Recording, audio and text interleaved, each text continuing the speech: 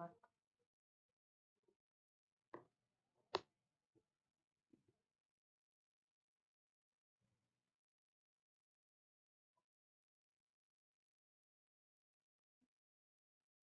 Hello and welcome to GS Core. In today's analysis, we'll be looking into the GS1 paper, and I, Smriti Mishra, am going to take up the Indian Society segment of this paper. So without much ado, let us begin our analysis. First and foremost, 4 questions have been asked, fairly from different segments of the entire syllabus. Mostly simple questions and straightforward questions have been asked. However, it indicates that there is a contemporary analysis which is a subtext of all of these questions. So we will try and see how we can incorporate certain current affairs or examples and illustrations, which happens to be an implicit ask. Let us now proceed with the analysis. The first question that we have over here happens to be, in what ways was India a diverse and multicultural society?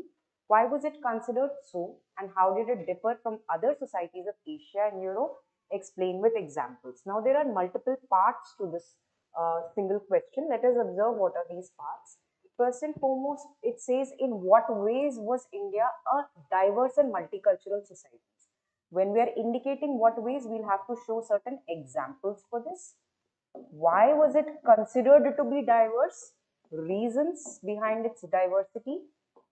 How did it differ from other societies? Difference from other societies. Explain with examples. And lastly, we may also include a contemporary overview, that how is the Indian society in a present time period and how are the other societies seen. First and foremost, let us observe over here that examples is the subtext for all of the entire question. We may begin our answers by suggesting what constitutes of multiculturalism in the first place. Multicultural society is that which incorporates various cultures from different segments. It has a principle of unity in diversity, which is why different cultures have been amalgamated into the mainstream. So what are the principles of multiculturalism? According to a thinker called Andre Haywood, there are 3 subcomponents to multiculturalism. Let us look at these 3 subcomponents. I'll write the name also. Andrew Haywood. The 3 subcomponents over here include that the multicultural society has to be cosmopolitan, liberal and pluralist. So cosmopolitan indicates that we respect other societies with equal vigor. Pluralism indicates that there are different kinds of societies, which shows a heterogeneous nature. And lastly, liberalism. Liberalism over here indicates that there is a easy acceptance of different cultures. First and foremost, it is due to these principal values because of which the Indian society is multicultural in the first place. These values can also be compounded with certain statements, certain phrases. You may include that Sarvadharma Samabhava or Atiti Devo Bhava are certain principal values which are ingrained in the Indian population. This has allowed us to incorporate different varieties, different practices. This will set the premise of the entire answer. Then we may explain what are the components over here. Let us see how we can look into that. I'll quickly erase this part, and here we can put down what are the let us say, headings that we can incorporate over here. When we have to indicate what are the reasons for multidiversity in the Indian society, we are providing a context. Why is the Indian society in this manner? If we look at the geographical context, it indicates 2 aspects. One, when we look at India's physiography, there are various mountains, plateaus, rivers. All of these are indicating that there is climatic variation, agricultural variation, which will impact the culture of the Indian society. So within India itself, because of these geographical variations, multiculturalism is developing in terms of the food habits, in terms of the dressing, in terms of the customs that prevail in this area. Then also we observe geography in terms of the international parlance. We may see that there are certain economic reasons why there has been multiculturalism. Economic indicates that from the ancient time period to the present, we are seeing that there is a lot of migration and movement of people from one place to another. It may happen because of travel, trade. Of course, political examples would also be incorporated in here. We may also indicate that due to invasion, India has been introduced to people belonging to different religions, people belonging to different, let us say, ethnicity, and this has contributed to a multicultural society in totality. So this is the reason why it came into being. Furthermore, how did it sustain? It sustained through various aspects of culture. What are these aspects? Let us see. The reasons why India is a multicultural society has sustained due to certain aspects. Right?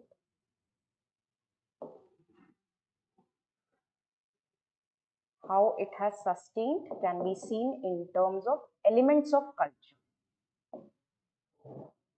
Because of repetitive and persistent interaction with people belonging to different cultures and because of variations within the Indian society itself, what we have observed is that there are various elements of culture in which diversity has become more pronounced. In terms of linguistic diversity,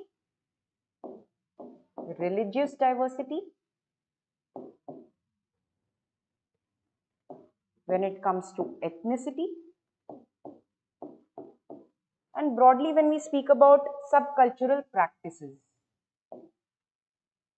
which may incorporate your local customs, norms, traditions.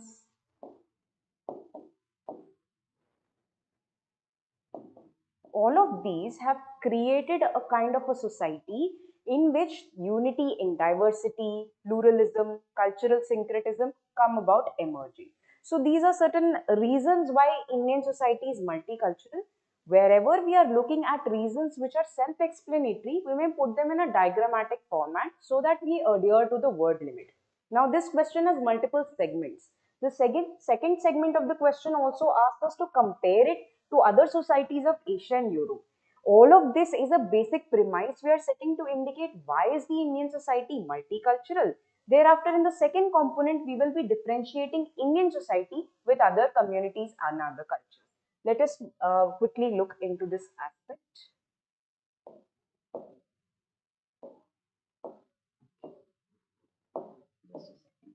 When we are comparing our analysis, comparative analysis, now that we are aware of the components of culture, let us see how other communities in Asia and Europe operate vis-a-vis Indian society. This is the question. In India, we have already indicated that there is multiculturalism due to linguistic diversity, religious diversity, ethnical diversity, due to nationality, the principle that there are multiple nations within Indian nation. All of these have created a cosmopolitan culture. They have led to unity in diversity and pluralism. This we have already explained. Then how is it different from the other communities?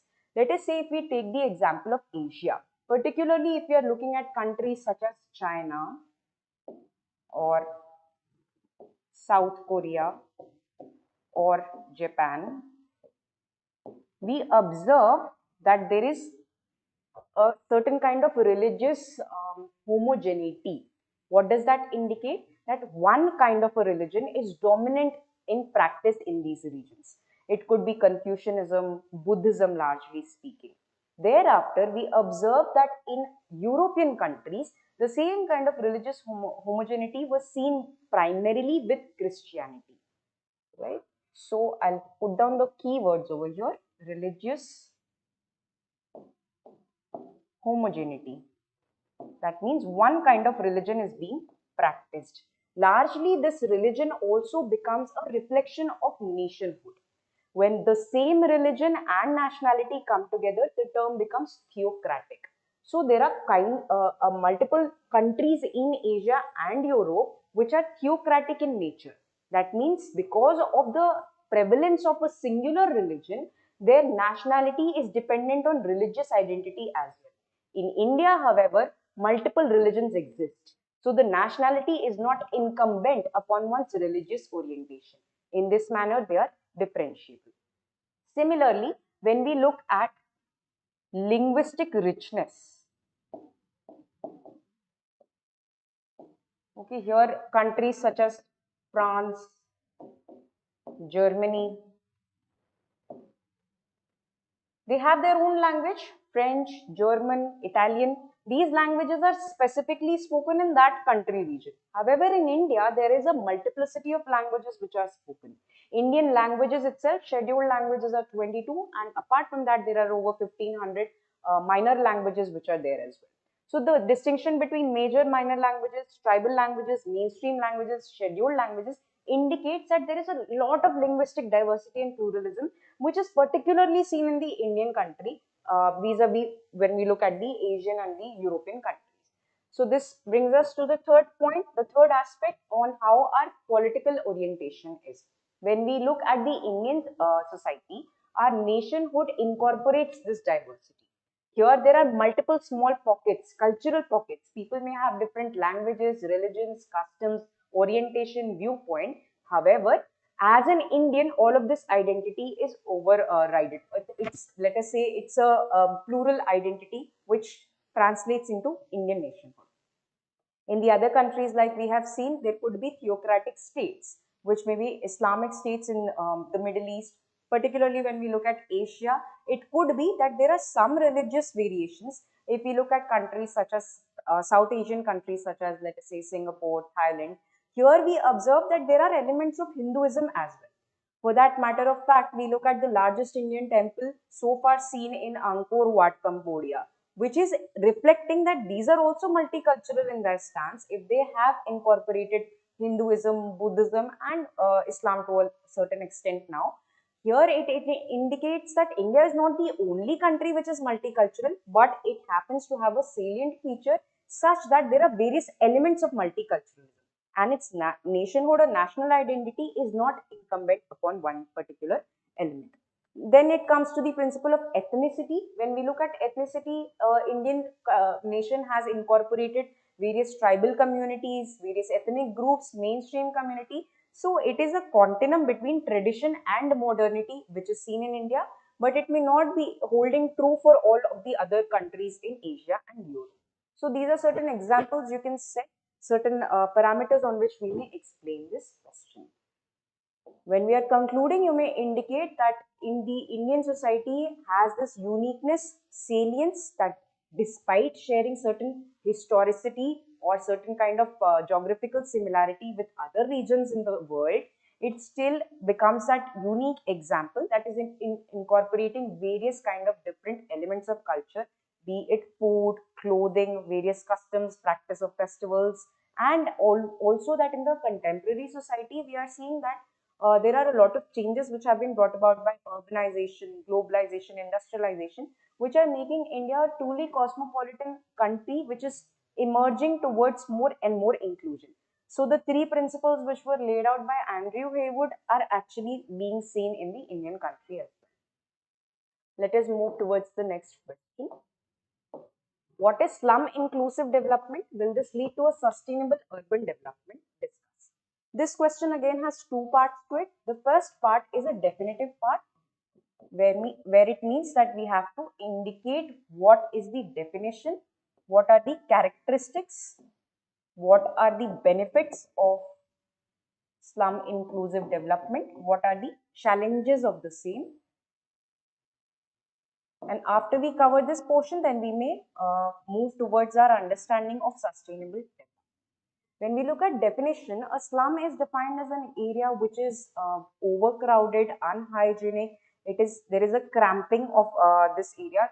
There are lack of basic necessities and facilities, and various resources are falling short. So this indicates that slums are areas which are underdeveloped, which are lagging behind. Now, what is slum inclusive development? Slum inclusive development indicates that there has to be an injection of various economical, political, and social, let us say, resources and activities and decisions which can enhance the slum area, which can lead to redevelopment of the slum area. So how we may do that? First and foremost, here before the definition, you may, after the definition, when you enlist the characteristics, you may mention that there is overcrowding, poor housing, lack of basic sanitation facilities, lack of resources. Then you may indicate the reasons for slum development in India. Because if you are able to identify the problem, the bud of the problem, let us say nipping the problem in its bud, if you are able to identify the crux of the problem, then solution may be oriented to the entire problem. Here, the problem happens to be that India is seeing slum or poverty in rural areas as well as in urban areas. In rural areas, we are observing that agriculture, because India is a rain-fed economy, there is seasonal agricultural cycles, so it may lead to poverty, which may develop slums. In the urban areas, now we are having urbanization of poverty as well. In the urban areas, when people migrate from rural areas to urban areas in search of better job opportunities, financial inclusion, safety, security, however, they are only being subjected to low skilled jobs. So, unorganized informal sector is again leading to proliferation of slums. So, what are the initiatives and strategies that the state must take to lead to upliftment and development of the slums? Here, when we look at slum inclusive development, it incorporates certain benefits that will be there. What does slum inclusive development even mean in the first place? That there is a particular strategy and policies which shape how we are going to proceed from here. Policies can be towards reaffirmative action, strategy can be towards the state's initiative. In building infrastructure, let us put it down in keyword format here, reaffirmative action. Then we'll come to benefits. So slum inclusive development requires a strategy. What is the kind of strategy? It must be outcome oriented. What are the problems we are facing? That basic services, basic necessities are not being fulfilled. So the strategy we develop has to be heavily oriented to basic necessities. Infrastructural development, when we look at it from an economic point of view, when we look at it from a political point of view, there is a requirement of political will to roll out some kind of policies and initiatives which will bring about the standard of living for the entire segment of the slum area. Then there has to be social inclusion. This is a very important area, primarily because when we look at slums, one of the major problem is that due to unemployment, lack of resources, the proportion of crimes related to slums are actually large. So we need to tackle this issue as well through social inclusion. Social inclusion means any kind of stigma that is associated with slums has to be removed, for which the slums have to become more capable, developed. People in the slums have to be seen as human beings with certain capability. So this brings to fore our analysis of Amartya Sen. Amartya Sen had incorporated the capability approach. According to Sen, capability indicates that every individual has a certain set of skills, talents. However, this poverty is one reason why slum is there, but more importantly, it is due to social inequality.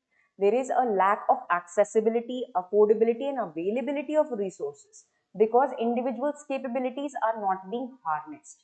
So when we are looking at slum development, of course, there has to be a strategic planning, initiatives which the state must take to incorporate basic necessities, infrastructure, so on.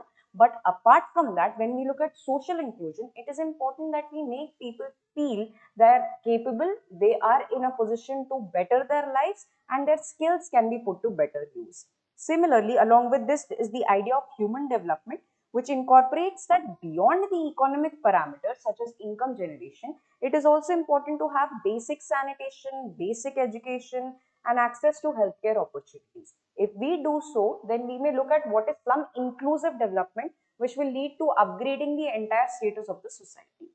Then there is the entitlement of rights, which the state has to look into in terms of the policies that will be provided. Now, the second question says that will this lead to sustainable urban development? Discuss. This second part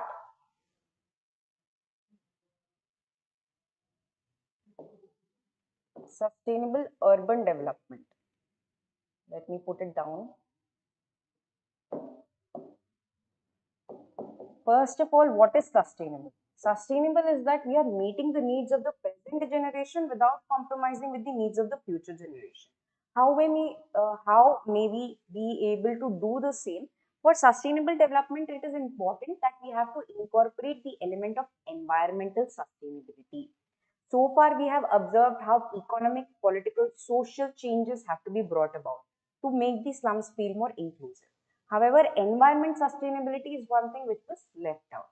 So, when we are looking at urban development, environmental sustainability is of utmost crucial importance, such that we are creating a society in which any kind of excess generation, waste generation is neatly recycled and cleaned. So, there is no lack of hygiene in the society. Secondly, when we are looking at infrastructural development, you may have heard of the term ghettoization. Ghettoization indicates that people who belong to a particular social class, which is considered to be a lower class, are clubbed together. They are put in ghettos. Ghettos are similar to what slums are. To prevent this, there has to be a certain kind of empathy towards people belonging to different social classes. This sustainable approach will incorporate environmental sustainability, social inclusion, economic betterment, and also empowerment. However, it will require political will for all of this to happen. So, there are certain challenges to this as well. When it comes to resources, there is a burden on the exchequer. When it comes to infrastructural development, the cities have already saturated in terms of high-rise buildings that are there. So how may we look at development in such a manner that rehousing may be taking place for the slums as well? And here it indicates sustainable development. So houses which are built not to be destroyed at some point in the future, but they are built with a longer vision in hand. So lately what we are looking at is the houses which are built will be spacious, airy, they will be in a good condition, so that those slums which are being removed from the existing places to be better houses, they will have access to better facilities, amenities and infrastructure.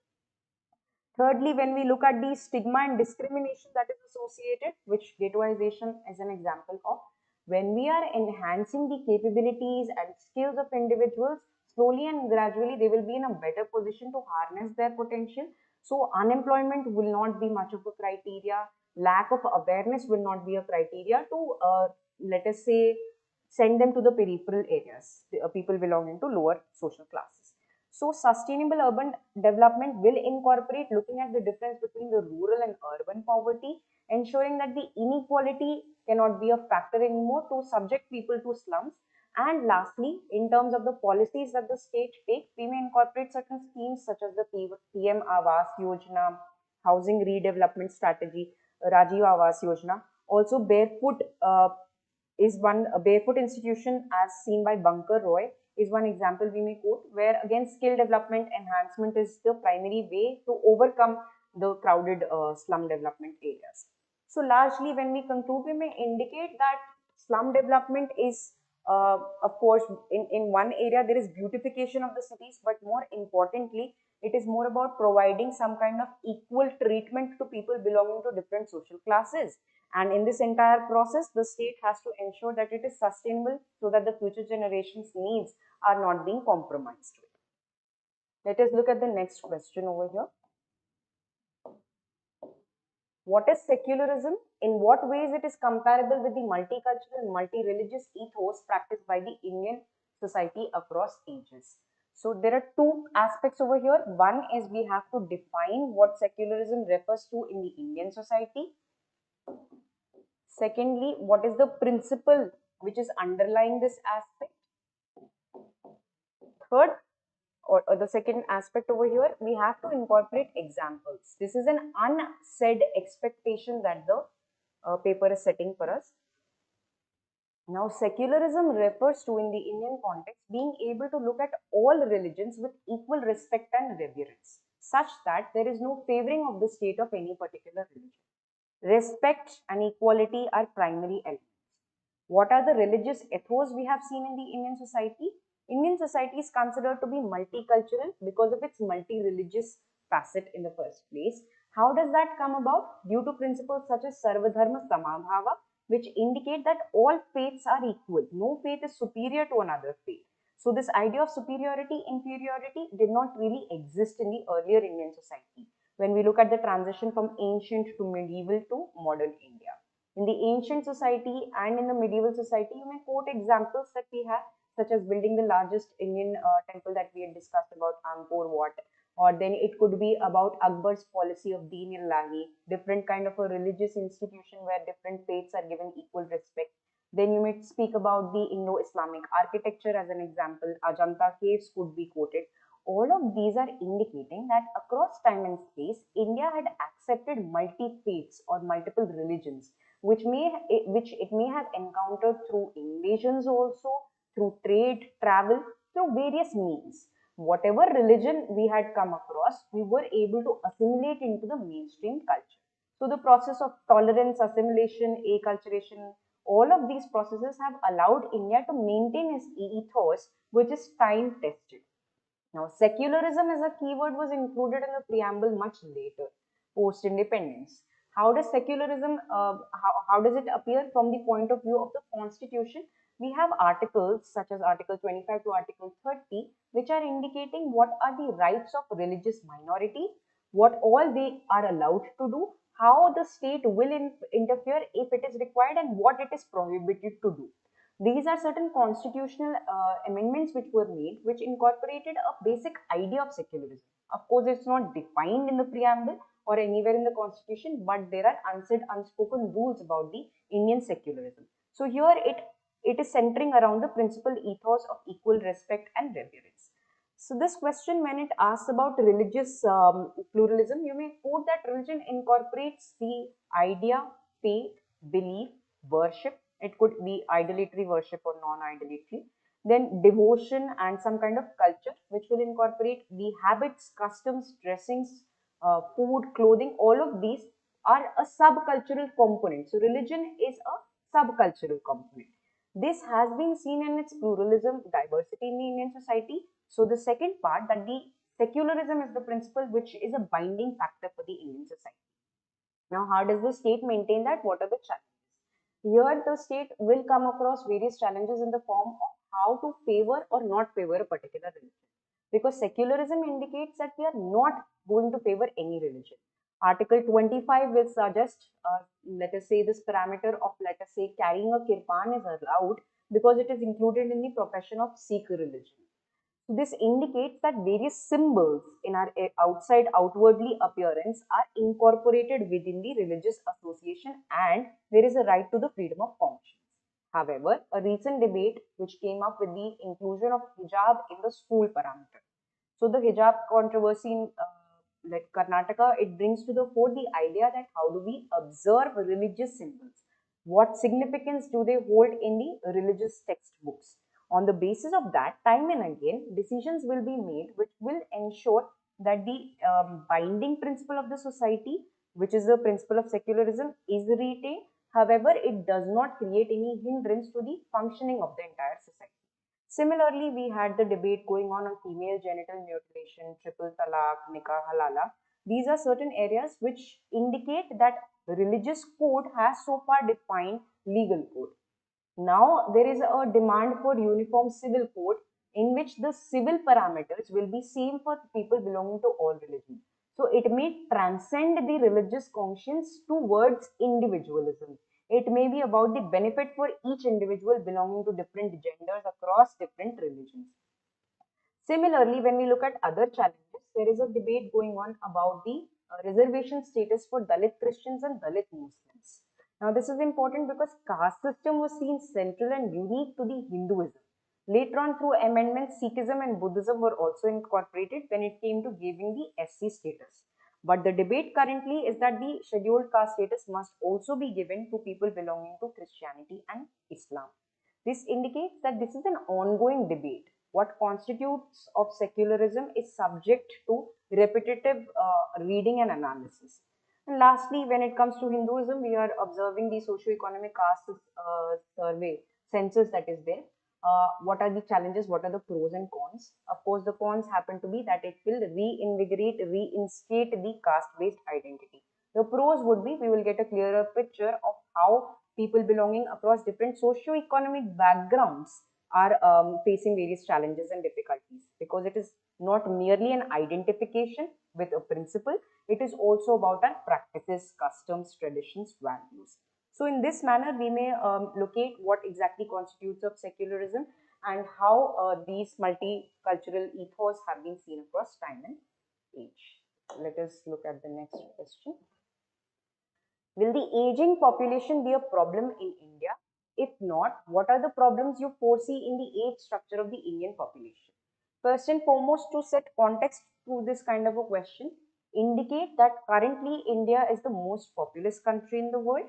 Statistics indicate that it has a favorable demographic dividend, which is up to 65% of people under the age of 35. This is a good enough situation. However, the high or the bulge in the demographic dividend also indicates that there is going to be a downfall. That means the proportion of people in the old age population above 60 years are slowly and gradually going to increase. Indian population is then going to be an aging population. According to the demographic facts that we have, the projections which have been made, United Nations has projected that Indians over 60 will double by 2050, which will constitute of 19.6% of the total population over 60. This is a United Nations projection. Similarly, we have a projection made by UNFPA in 2023, which is stating that according to the India Aging Report, the older population is going to transcend the younger population. India Aging Report. Older population means above 60 years is going to transcend people above 60 years are going to be more than people below 60 years by 2046. So we are not too far away from this parameter, which brings to light the importance, urgency, emergence of realizing how and why the old age structure can cause certain challenges in our development of the entire nation. So particularly when we are looking at old age population, let us look at the challenges which are associated to old age and what are the problems which may happen to the Indian age structure. First and foremost, let us look at aging itself. Before that, we may also quote the Lassie report, which is longitudinal aging study in India. Again, the Lassie report is actually crucial. You have to have an idea of it going forward, whichever exam you are giving. Whenever aging is incorporated, try to look at Lassie report as one key parameter.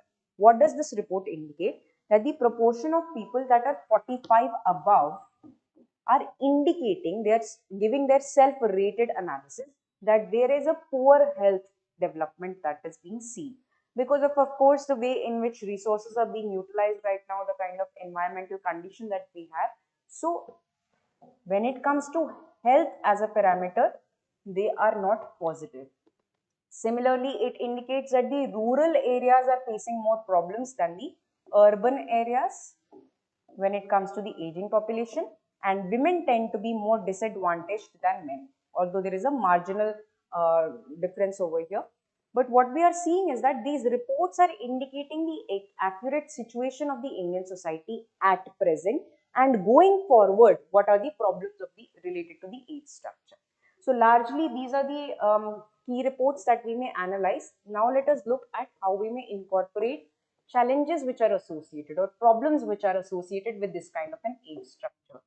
When we are looking at the old age, the challenges could be seen in terms of their healthcare, accessibility to healthcare, burden of diseases, or being more exposed to old age related health problems, such as, let us say, amnesia is one of the major issues that we are facing when it comes to old age.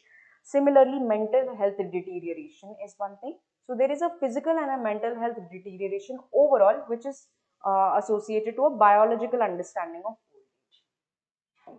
Then when we look at the social parameter, there is a lack of inclusivity in the mainstream.